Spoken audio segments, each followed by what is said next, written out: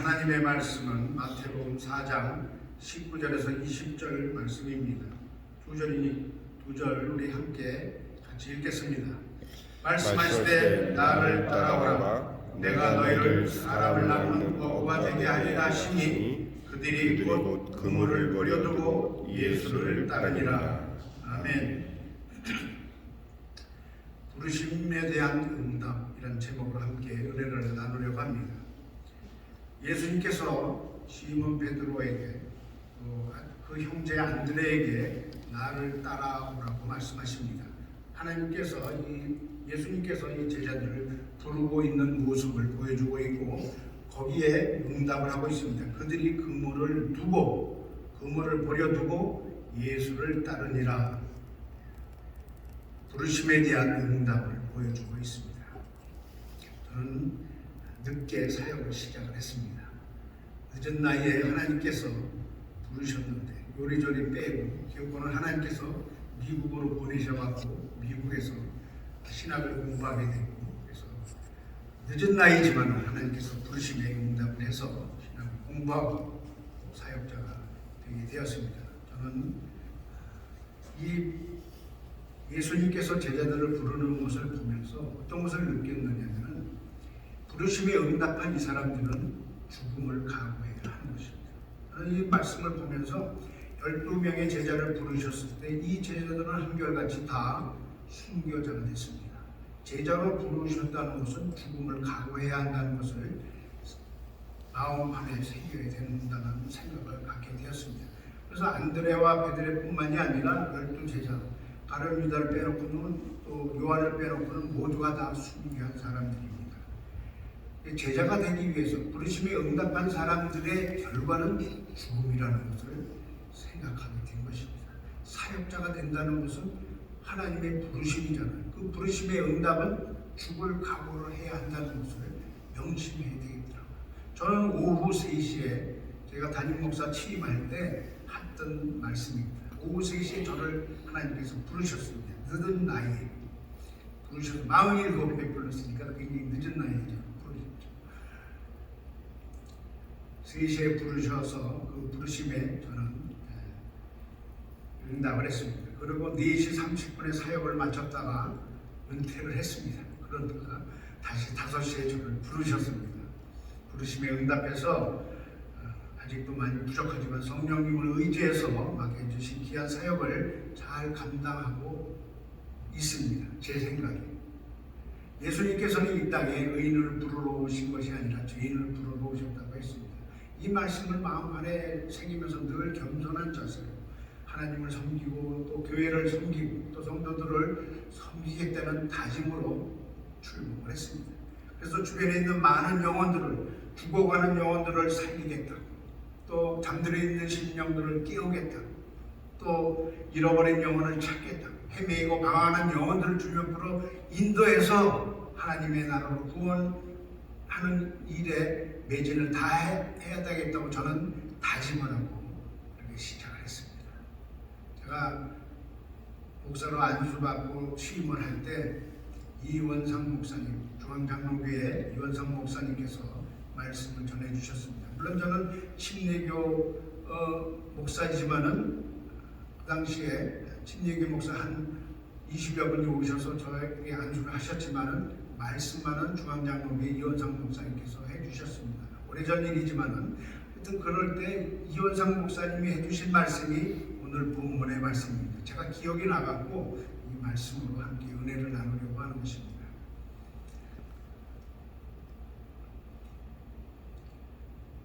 그럼에도 불구하고 저는 다짐은 많이 했지만은 그런데 그 사역이 제대로 하고 있는지 또 사건 목자는 아닌지 부교역자로 오랫동안 사역을 하다가 은퇴한 후에 또 담임 목사로 부를 때 저에게 이런 말씀을 하셨습니다. 원로 목사님께서 저에게 성도가 한 명밖에 없는데 할 수 있겠느냐라고 물으시더라고요. 저는 그 당시에는 1시간, 2시간 어디든지 하나님 부르시면은 저는 어디든지 가겠다는 각오를 가지고 주님 앞에 기도하고 뛰었습니다. 그래서 한 명이 아니라 아무도 없어도 저는 오라는 곳이면 어디든지 가겠습니다 라고 이야기를 했습니다.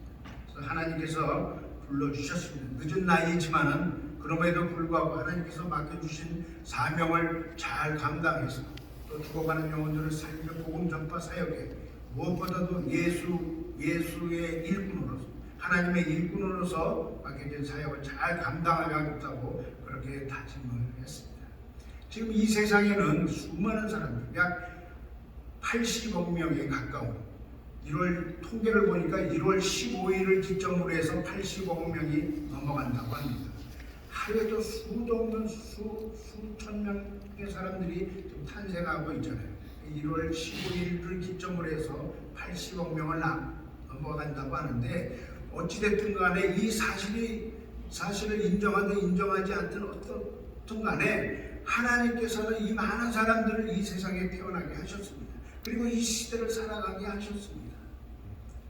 오늘도 하나님께서는 보낼 자를 보내시고 또 불러갈 자를 불러가시고 이 세상을 다스리고 통치하고 계십니다.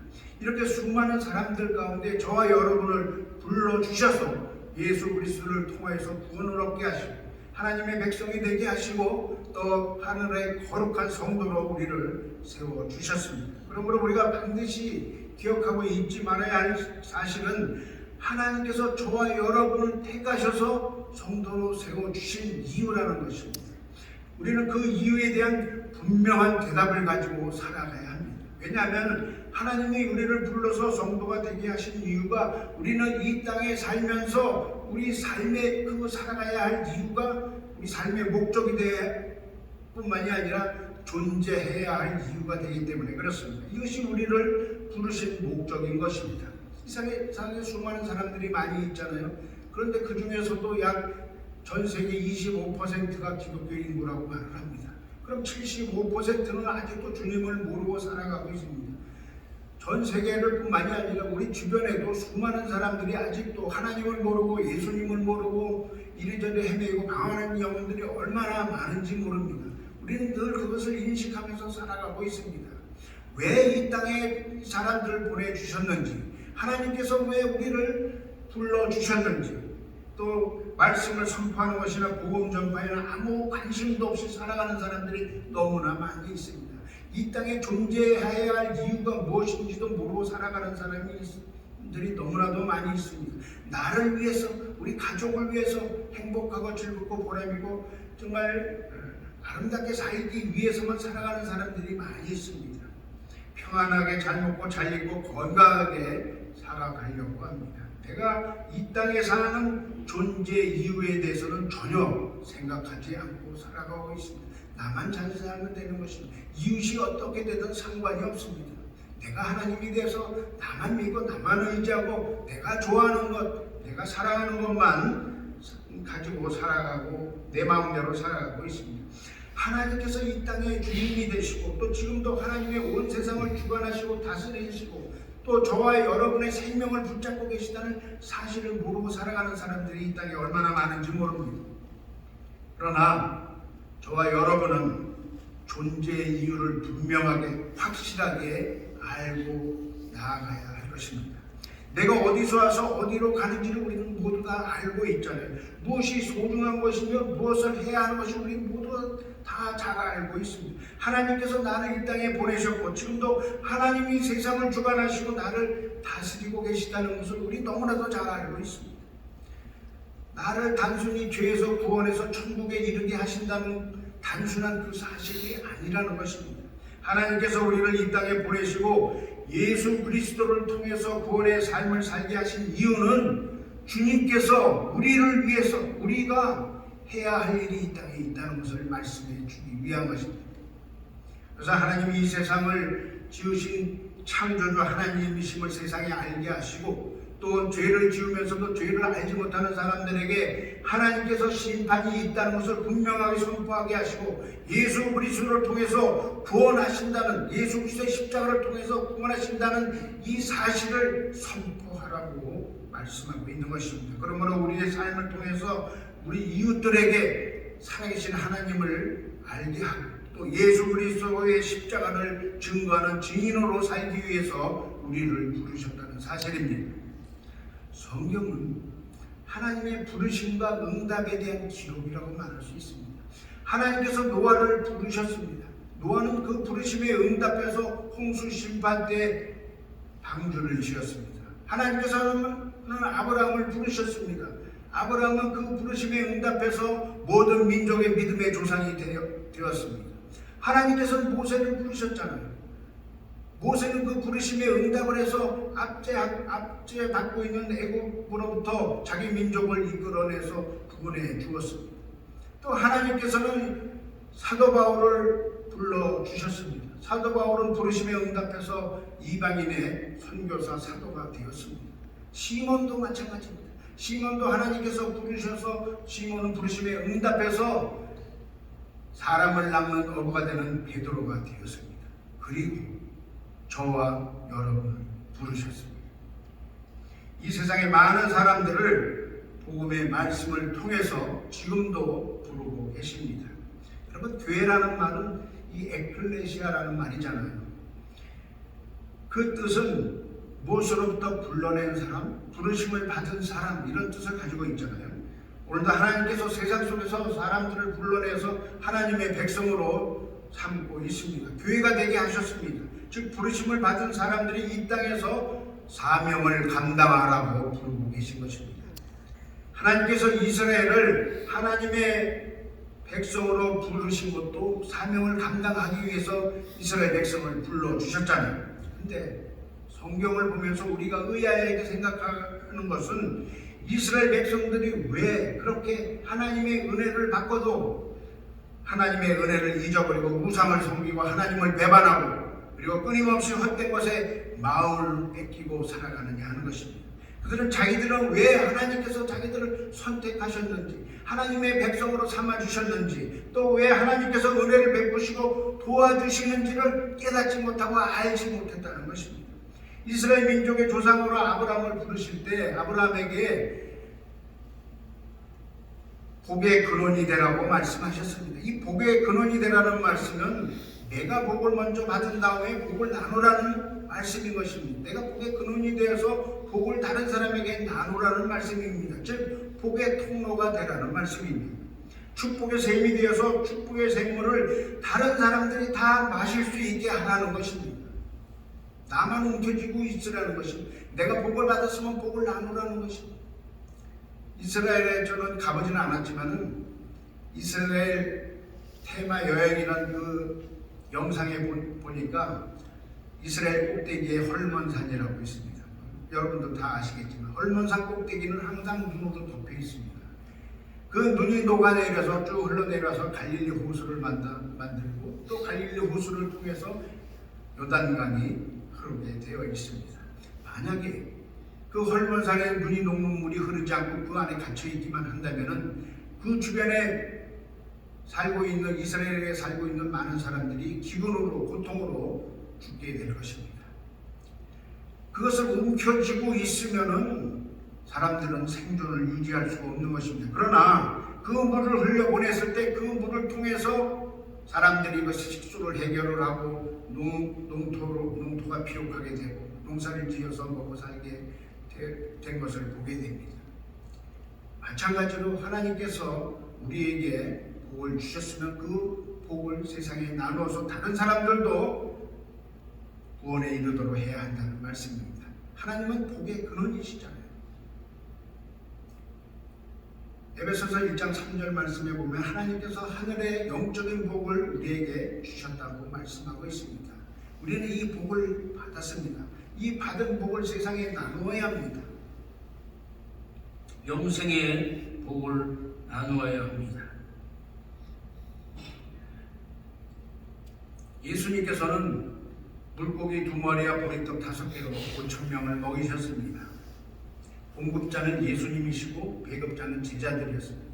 제자들은 예수님께서 주시는 양식을 받아가지고 많은 사람들에게 배급했습니다. 이것이 우리의 역할입니다. 우리가 해야 할 사명인 것입니다. 우리는 하나님이 주신 복을 세상에 나누어야 합니다. 영생의 복을 나누어야 합니다. 믿음, 소망, 사랑의 복을 나누어야 합니다. 믿음의 역사와 사랑의 수고와 소망의 인내를 통해서 나누어야 합니다. 이것이 우리의 사명이고 우리가 해야 할 일인 것입니다. 이것이 우리를 부르시기 위해 부르심의 이유인 것입니다. 하나님의 이름으로 예배를 드리고 교제하고 또 훈련을 받아서 세상과 교회에 전도하는 사명을 우리에게 주신 것입니다. 우리는 이미 하늘의 신령한 복을 받았습니다. 이 복을 많은 사람들에게 흘려보내야 하는 것입니다. 그런데 이스라엘 백성들은 선택한 하나님의 뜻과 계획과는 상관없이 자신들의 사명을 잊어버리고 하나님과 상관없는 삶을 살았습니다. 이방 민족의 우상을 데려다가 자기의 신으로 삼고 그리고 자기들이 해야 할 사명을 내팽개치고 자기 멋대로 살아왔습니다. 타락의 길을 걸었습니다. 주님의 뜻을 어겼습니다. 목적을 거부했습니다. 그들은 하나님께서 자신들을 하나님의 백성으로 선택한 것, 선민사상이라고 그러죠. 하나님의 백성으로 선택을 받았습니다. 또 거룩한 백성으로 삼아주셨습니다. 성민사상이라고 합니다. 선민사상과 성민사상으로 인해서 이들은 자만할 대로 자만하고 교만할 대로 교만해졌습니다. 그래서 그들은 자기 멋대로 이방 민족을 무시하고 멸시하기도 했습니다. 자기들이 무슨 대단해서 하나님께서 선택한 줄 착각을 했던 것입니다. 그런데 신명기 7장 7절에 보면은 너희를 택하심은 너희가 다른 민족보다 수요가 많은 연고가 아니라 너희는 모든 민족 중에 가장 적으니라라고 말씀하고 있는 것입니다. 이스라엘이 강하고 잘나고 대단하고 능력이 있어서 선택한 것이 아니라 너희들이 못나고 부족하고 연약하고 힘이 없기 때문에 너희들을 택했다는 것입니다. 요즘에 우리 사역하는 많은 분들이 어떤 사람들은 하나님께서 자기를 택하신 것을 크게 자랑삼아 이렇게 말씀하시는 사람들은 있습니다. 뭐 대단해서 자기를 강단에 세워줬다라고 생각을 하는 사람도 있습니다. 그러나 하나님께서 대단해서 세운 것이 아니라 연약하고 부족해서 세워주신 것입니다. 이스라엘이 자기들의 신분을 알지 못하고 자아도취에 빠져 있게 된 것입니다. 이스라엘은 하나님께서 자신들을 부르신 목적을 잊어버리고 목적대로 살지 않았기 때문에 하나님이 원하시는 길로 가지 않았습니다. 하나님을 바라보지 않고 하나님께 뜻을 구하지 않고 하나님을 신뢰하지 않고 하나님이 원하시는 길로 가지 않았기 때문에 타락의 길로 가고 말았던 것입니다. 하나님께서 우리를 왜 하나님의 자녀로 부르셨는지, 왜 하나님의 일꾼으로 선택하셨는지, 왜 그리스도인으로 살게 하셨는지를 바로 알지 못했다는 것입니다. 우리는 안 그렇습니까? 우리도 열심히 신앙생활을 한다고 하지만은 변질된 그런 신앙생활을 하고 있지 않는지 우리는 돌아봐야 할 것입니다. 방향이 맞지 않거나 초점이 맞지 않거나 목적대로 우리가 살아가지 않는다면은 하나님께서 분명히 우리에게도 심판하실 것입니다. 여러분, 죄라는 단어의 원어의 의미는 목표에서 벗어난 것을 말하잖아요.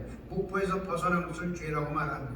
하나님께서 세우신 목표에서 벗어난 삶을 살아간다면은 그것은 바로 죄라고 말할 수 있을 것입니다. 죄란 거짓말한다거나 간음한다거나 또 도둑질한다거나 살인하는 것이 그것만이 죄가 아니라 하나님의 세우신 목표대로 목적대로 살아가지 않고 자기 뜻대로 사는 것이 바로 죄일 것입니다. 그러므로 사람이 하나님의 창조의 목적대로 살지 않기 때문에 죄를 범하게 되는 것입니다. 그래서 자연을 파괴하고 사람과 사람 사이의 관계가 무너지는 것입니다. 그래서 나무 헐뜯고 질투하고 시기하고 간음하고 살인하고 이런 관계가 다 하나님의 목적대로 살지 않기 때문에 그런 일이 생기는 것입니다. 또한 자기 자신의 몸과 마음과 영혼까지도 흔들리는 것은 바로 하나님의 목적대로 살지 않기 때문에 우리 몸을 건강하게 해야 할 텐데 이 몸속에 술을 집어넣고 마약을 집어넣고 담배를 집어넣다 보니까 몸이 막 엉망진창이 되는 것입니다.